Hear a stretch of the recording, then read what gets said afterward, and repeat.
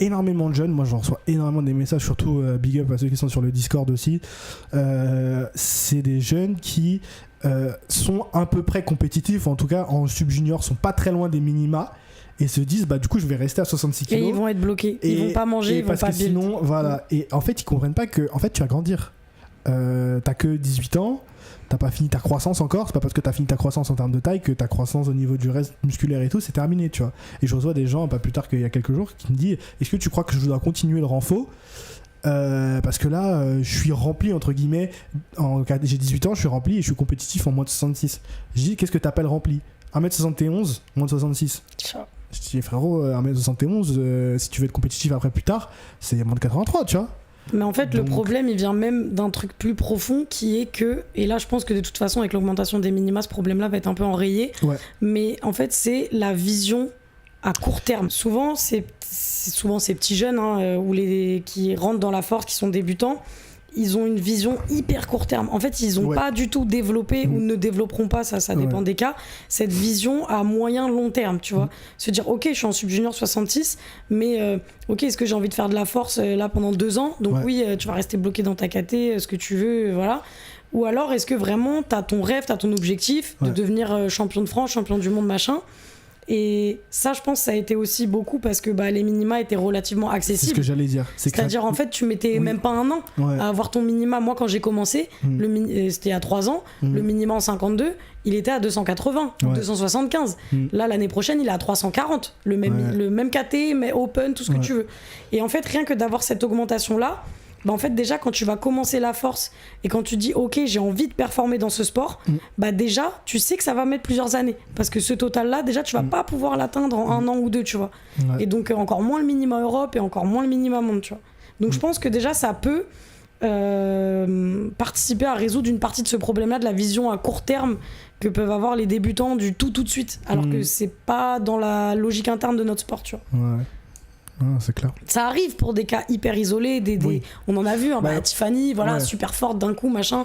Il y a plein d'autres athlètes, il y a des gens, ils arrivent, mais après, il faut regarder le passé sportif. Est-ce que tu arrives comme ça? Mais c'est ça, en fait, souvent, la plupart des gens, ils n'ont aucun passé sportif. Tous ces gens-là n'ont aucun passé sportif. C'est ça qui est d'autant plus... Ça dépend. D'autant plus fou, je trouve. Si t'as aucun passé sportif et que tu fais partie de ces gens qui veulent être champion X ou Y en 1 an ou 2, là, je pense que ça va être la désillusion. Ça va être la désillusion. Oui. C'est ça le message que les gens n'ont pas compris quand j'ai fait un réel d'un extrait de ma vidéo sur les minima qui avait pas mal marché sur Insta, où je disais comment avec l'augmentation des minima ça va dégoûter certaines personnes, comment on récupère ces gens-là. Et les gens ont réagi premier degré en mode s'ils arrêtent le power pour ça, c'est qu'ils sont pas motivés, tant mieux, ça fera de la place pour nous et tout. Ok. Sauf que un sport, ça ne vit pas qu'avec le top 1% des compétiteurs qui font les France. Tu vois, pas du tout même. Un sport, ça vit avec les amateurs. Sachant que même nous, on n'a pas vraiment de professionnels, entre guillemets, parce que personne ne vit aujourd'hui de la force athlétique seulement.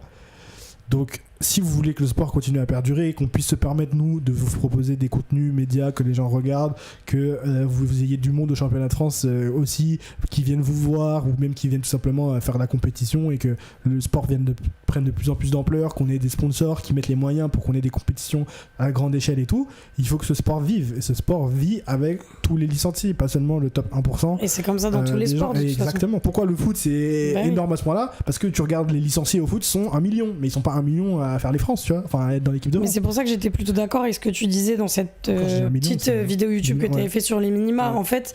Et c'est pour ça, en fait, nous, notre sport, il a fait un peu l'inverse, c'est-à-dire que nous, ça a tout de suite été on regarde que l'élite parce que beaucoup de gens accèdent à l'élite, le championnat de France, le machin, et en fait du coup on n'a pas pris le temps de développer le reste en fait, qui est une base beaucoup plus importante du sport, tu vois. Donc développer les championnats régionaux, les championnats interrégions, les challenges Villeneuve, machin, ça c'est des trucs que les gens, tu dis le challenge Jean Villeneuve, les gens ne connaissent pas, alors que c'est hyper sympa. Moi je me rappelle la première année où j'ai fait Greg et tout, ils en avaient fait un machin, et moi je me suis dit ah ouais trop cool, je veux trop en faire, et au final ça a été délaissé. Enfin perso dans notre région on n'en fait plus, j'en vois pas passer, et en fait c'est des trucs comme ça qui font que en fait même les amateurs qui n'ont pas les minima France, qui les auront peut-être jamais, qui les auront au bout de 3-4 ans, ils vont continuer dans le sport, ils vont continuer à kiffer, ils vont continuer à consommer du contenu, à acheter des des affaires pour faire du sport, aller en salle commerciale, aller dans les clubs, prendre des licences, parce que s'il n'y a pas de licence, pas de club, il n'y a pas d'argent à la fédé, il n'y a pas de championnat. Enfin, en fait, tout ça, tout est connecté, tu vois. Ouais, c'est clair. Sauf que les gens, comme ils s'entraînent tout seuls dans leur fitness park, ils n'ont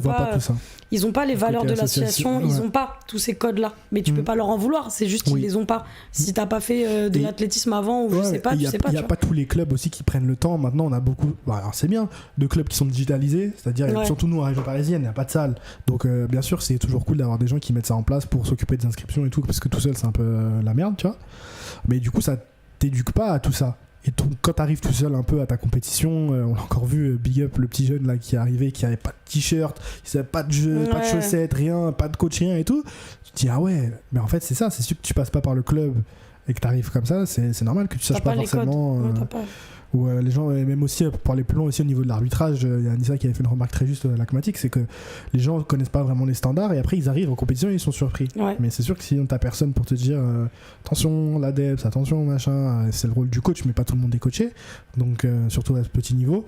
Donc c'est vrai que sinon c'est les rôles des clubs, c'est d'autant plus important. Ouais, mais c'est un club digitalisé. Après sinon c'est aussi la responsabilité des athlètes en fait, parce qu'en fait quand tu prends une licence, t'es censé connaître le règlement. Tu fais un sport, tu pratiques un sport en compétition, t'es censé, tu payes 120 € ta licence individuelle, t'es censé ouvrir le règlement et lire le règlement de ton sport en fait. Quel est le matériel adapté, qu'est-ce qui m'est demandé en compétition, quelles sont les règles. Personne ne fait ça. Bah oui, personne ne fait ça, mais parce que c'est trop accessible, c'est trop. Mais en vrai, dans tous les sports, moi quand je m'inscrivais au basket, j'ai jamais. Enfin, tu vois. Oui, mais au basket c'est différent parce que basket tu peux pas t'inscrire de ton côté, machin. Si t'es pas dans un club et t'as pas une équipe, tu feras pas de match. Tu vois ce que je veux dire. Ça. Alors qu'en force, t'es à Fitness Park, tu prends ta licence individuelle, demain tu fais une compétition si tu veux. Ouais, ça va. Tu vois, tu payes 120 € et c'est porte ouverte. Ouais. Sauf que, en fait, ils se rendent pas compte qu'ils ont une responsabilité en tant que licencié. Tu vois, c'est pas parce que t'es licence individuelle que t'as pas une responsabilité en tant que partie prenante de ta fédération. Tu vois. Ouais, c'est clair. Et pour revenir sur ce point-là, par rapport à la chronologie de la progression, l'accès à haut niveau, etc., je pense que même si toutes les comparaisons sont pas bonnes à faire, souvent on oublie de remettre la force athlétique dans un contexte beaucoup plus grand, c'est-à-dire l'inscrire dans juste le tissu sportif général en France. Donc je pense notamment aux arts martiaux. On va parler par exemple du judo qui est très populaire en France, qui est un sport qui compte, un des sports qui compte le plus de licenciés en France, qui, lorsqu'il arrive au dojo, s'attend à prendre sa ceinture noire en 2 ans. Ouais. Et c'est valable dans tous les arts martiaux. Jiu-jitsu, karaté, taekwondo, tout ce que tu veux. Donc en fait, ce qu'il faut, je pense, comprendre, c'est qu'il faut trouver ce que le sport t'apporte et peut t'apporter, plutôt que de voir tout de suite la finalité. C'est-à-dire, je veux être champion, etc. Après, c'est très cliché. C'est souvent ce qu'on dit, il faut profiter du chemin, etc. Mais au-delà de ça, c'est pas juste la perf, parce qu'au final, la perf, c'est comme tout dans la vie, c'est comme avoir un diplôme, c'est comme, je sais pas, acheter une voiture.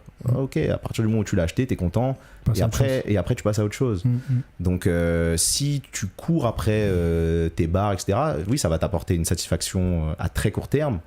Mais si à côté de ça, tu profites pas de ce que tu fais et que ça t'apporte pas, tu comprends pas que ça t'apporte de la discipline, de la rigueur, ça t'aide peut-être à te concentrer, à te canaliser, enfin voilà, tout simplement.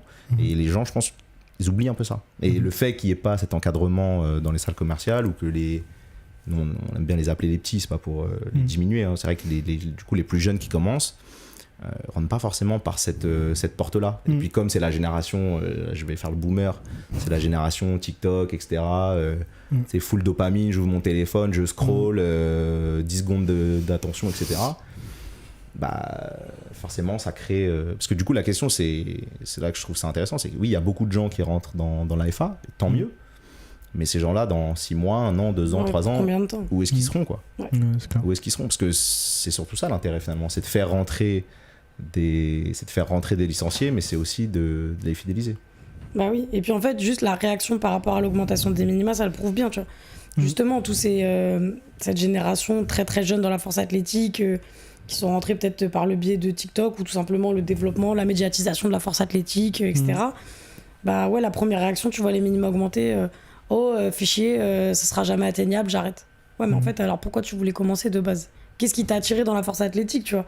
Est-ce que tu kiffes vraiment le faire? Est-ce que du coup, c'est, tu vois? Bah, si tu prends par exemple, on reprend le judo.